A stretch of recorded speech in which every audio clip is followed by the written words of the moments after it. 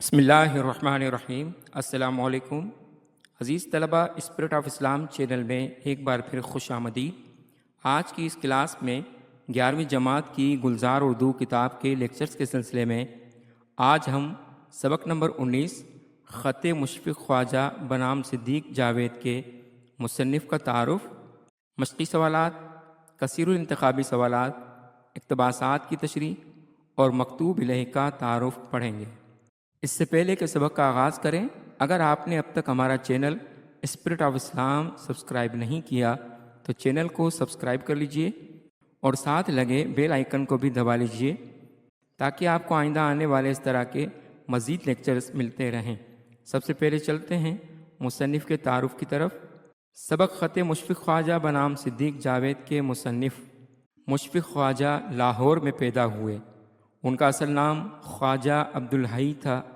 وہ ایک محقق، مرتب و مدون، شاعر، ریڈیائی و ادبی کالم نگار اور مکتوب نویس کی حیثیت سے اردو ادب میں ایک خاص مقام رکھتے ہیں۔ جامعہ کراچی سے اردو میں ایم اے کیا۔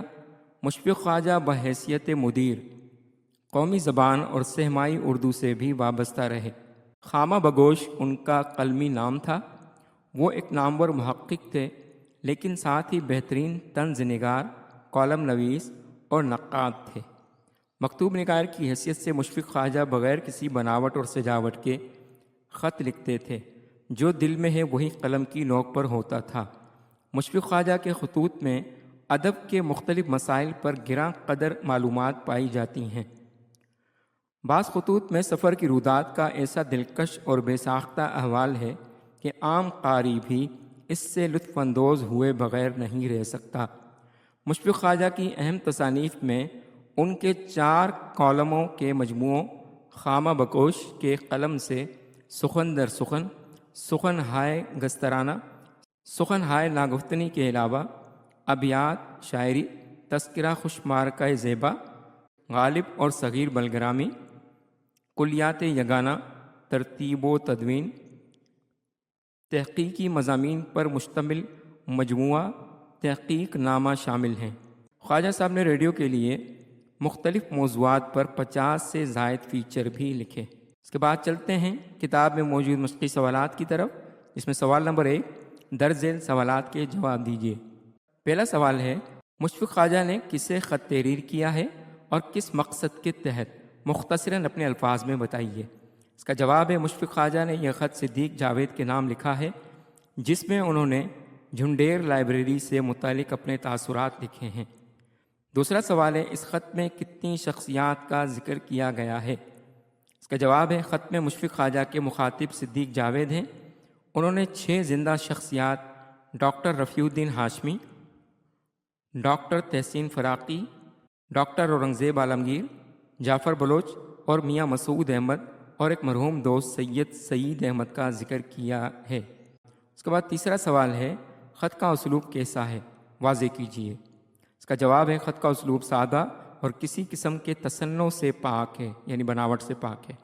تحریر میں دوستانہ علمی رویہ نظر آتا ہے۔ اس کے بعد اگلا سوال ہے، خط میں کون سی لائبریری کا ذکر کیا گیا ہے اور کیوں؟ اس کا جواب ہے، خط میں مسعود جھنڈیر لائبریری کا ذکر کیا گیا ہے کیونکہ میاں مسعود احمد نے مشفق خواجہ صاحب کو اس لائبریری میں آنے کی دعوت دی تھی، جسے مشفق خواجہ صاحب نے قبول کیا اور اپنے دوستوں کے ساتھ اس لائبریری کو دیکھنے گئے۔ اس کے بعد اگلا سوال ہے، دارالمصنفین اور جھنڈیر میں کیا بات مشترک ہے؟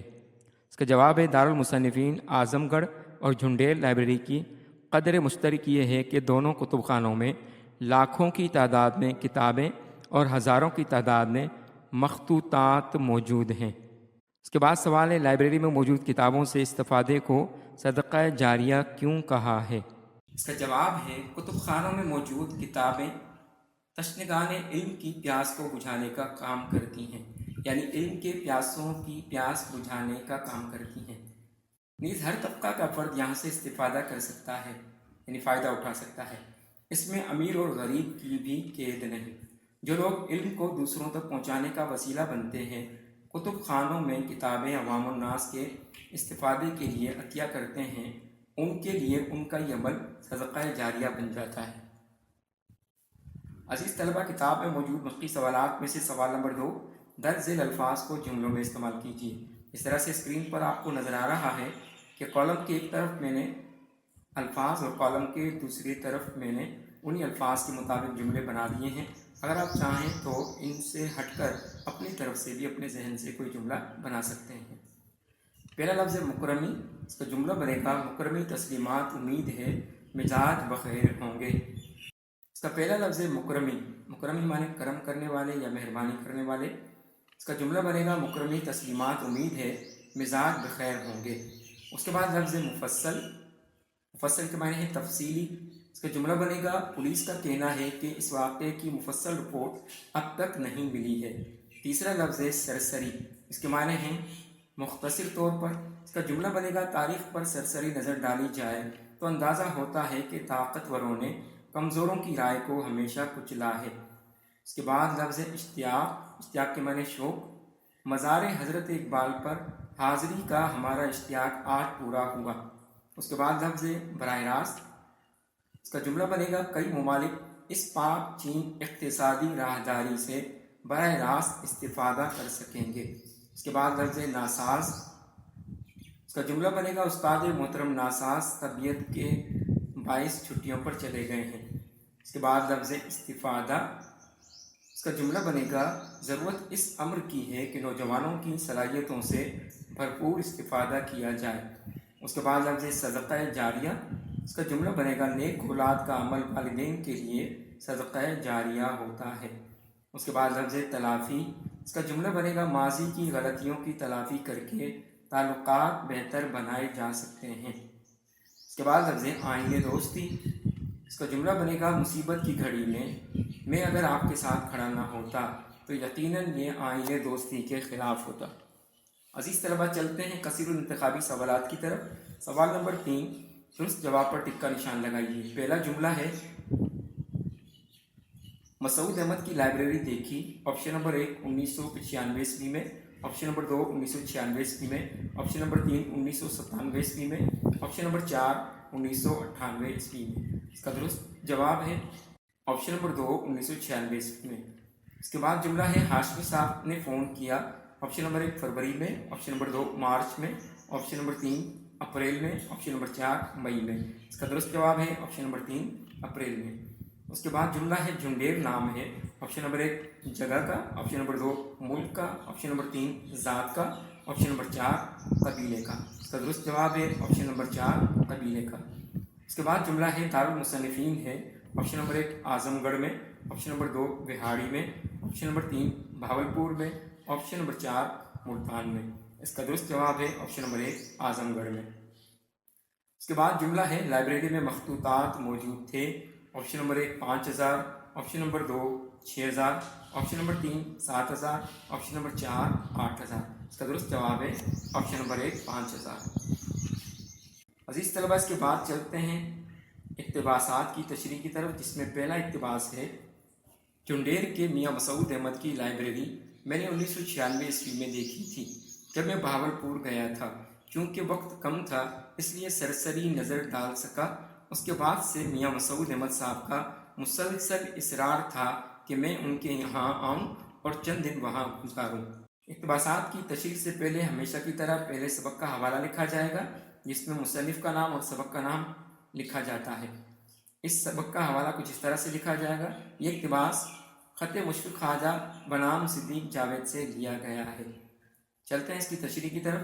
اس اقتباس میں صدیق جاوید کو خط کے ذریعے مشفق خواجہ جھنڈیر لائبریری کے بارے میں بتا رہے ہیں کہ انہوں نے یہ لائبریری 1996 عیسوی میں دیکھی جب وہ بھاولپور گئے تھے۔ یہ لائبریری مسعود جھنڈیر ریسرچ لائبریری کے نام سے مشہور ہے، جو میلسی سے 20 کلومیٹر کے فاصلے پر سردارپور جھنڈیر میں واقع ہے۔ مشفق خواجہ اپنے اس خط میں بتا رہے ہیں کہ وقت کم ہونے کی وجہ سے میں نے اس لائبریری کو صرف سرسری ہی دیکھا ہے۔ خواجہ صاحب سے میاں مسعود احمد مستقل اصرار کرتے رہے کہ وہ ان کے یہاں چند دن گزاریں۔ اس کے بعد اقتباس نمبر 2، ہم چاروں 20 تاریخ کی دوپہر تک جھنڈیر میں رہے اور اس لائبریری کو دیکھتے رہے۔ یہ میاں مسعود احمد کا حیرت انگیز کارنامہ ہے۔ ایسی عمدہ ذاتی لائبریری شاید ہی کوئی دوسری پاکستان میں ہو۔ 1 لاکھ سے زیادہ کتابیں اور 5000 سے زیادہ مخطوطات ہیں۔ چلتے ہیں اس کی تشریح کی طرف۔ اس اقتباس میں مشفق خواجہ کہہ رہے ہیں کہ ہم چاروں یعنی ڈاکٹر تحسین فراقی، ڈاکٹر اورنگزیب عالمگیر، جعفر بلوچ اور مشفق خواجہ 20 تاریخ کی دوپہر تک جھنڈیر لائبریری میں رہے اور اس لائبریری کو دیکھتے رہے۔ یہ لائبریری 1890 عیسوی میں جھنڈیر کے ایک زمیندار ملک غلام محمد نے قائم کی۔ 1936 عیسوی تک اس میں ہزاروں کتابیں جمع ہو چکی تھیں۔ ملک غلام محمد کی وفات کے بعد یہ لائبریری ملک غلام محمد کے نواسوں میاں مسعود احمد اور ان کے بھائی میاں محمود احمد نے سنبھالی۔ یہ پاکستان کی نجی لائبریریوں میں منفرد مقام رکھتی ہے۔ مشفق خواجہ کے مطابق اس وقت تک لائبریری میں 1 لاکھ سے زیادہ کتابیں اور 5000 سے زائد مخطوطات موجود تھے، مگر اب کتب کی تعداد تقریباً 2,35,000 تک پہنچ چکی ہے۔ یہ لائبریری قومی ورثہ کی حامل تاریخی لائبریری ہے۔ اس کے بعد اقتباس نمبر 3۔ ہم لوگ ایک روز بہاولپور بھی گئے، وہاں میرے ایک دوست سید احمد دفن ہیں۔ اس نواح میں آ کر ان کی قبر پر فاتحہ خوانی نہ کرتا اور ان کے اہل خانہ سے نہ ملتا تو یہ آئین دوستی کے خلاف ہوتا۔ اس کی تشریح کچھ اس طرح سے لکھی جائے گی۔ اس اقتباس میں خواجہ صاحب بہاولپور میں اپنے دوست سید سعید احمد کی قبر پر گئے۔ سید سعید احمد عمر میں خواجہ صاحب سے بہت چھوٹے تھے، مگر بقول خواجہ صاحب کہ ان کی ذہنی عمر مجھ سے کہیں زیادہ تھی۔ علمی ذوق بھی اعلیٰ درجے کا تھا، بے حد مخلص اور محبت کرنے والے انسان تھے۔ تقریباً خواجہ صاحب کے ان سے 20 سال تک تعلقات رہے۔ خواجہ صاحب کہتے ہیں کہ میں اتنے قریب آ کر ان کی قبر پر نہ جاتا اور ان کے اہل خانہ سے تعزیت نہ کرتا تو یہ دوستی کے اصولوں کے خلاف ہوتا۔ عزیز طلبہ، اس کے بعد چلتے ہیں اقتباس نمبر 4 کی طرف۔ جھنڈیر والوں کی ایک بات لکھنے سے رہ گئی۔ میں نے انہیں مشورہ دیا کہ وہ اپنی لائبریری کو ایک علمی ادارے کی صورت دے دیں جیسے دارالمصنفین اعظم گڑھ ہے۔ اس کی تشریح کچھ اس طرح سے لکھی جائے گی۔ اس اقتباس میں خواجہ صاحب صدیق جاوید کو لکھ رہے ہیں کہ جھنڈیر لائبریری سے متعلق ایک بات لکھنے سے رہ گئی، وہ یہ کہ میں نے انہیں مشورہ دیا ہے کہ وہ اپنی لائبریری کو دارالمصنفین اعظم گڑھ جیسی حیثیت میں لے آئیں۔ دارالمصنفین علی گڑھ نے ایک دبستان کی شکل اختیار کر لی تھی۔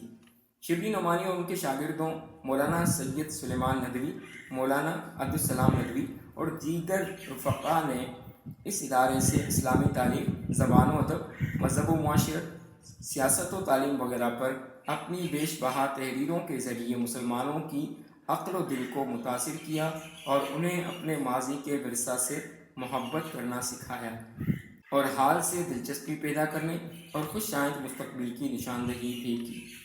اس دبستان کا فیض آج بھی جاری ہے۔ یہ ادارہ دینی، علمی و ادبی خدمات انجام دیتا رہا ہے، وہ اہل نظر کی نگاہ سے مخفی نہیں ہے۔ دارالمصنفین بر صغیر میں بالخصوص اور عالم اسلام میں بالعموم اردو زبان و ادب اور علم و فضل کا ایک اہم ترین ادارہ ہے۔ خواجہ صاحب نے اپنے اس خط میں خواہش ظاہر کی ہے کہ جھنڈیر لائبریری بھی اسی طرز کا ادارہ بن جائے۔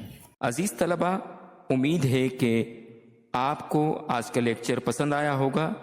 اگر آپ کو لیکچر پسند آیا ہے تو چینل کو سبسکرائب کر لیجئے اور ساتھ میں لگے بیل آئیکن کو بھی دبا لیجئے تاکہ آپ کو آئندہ بھی اسی طرح کے مزید لیکچرز ملتے رہیں۔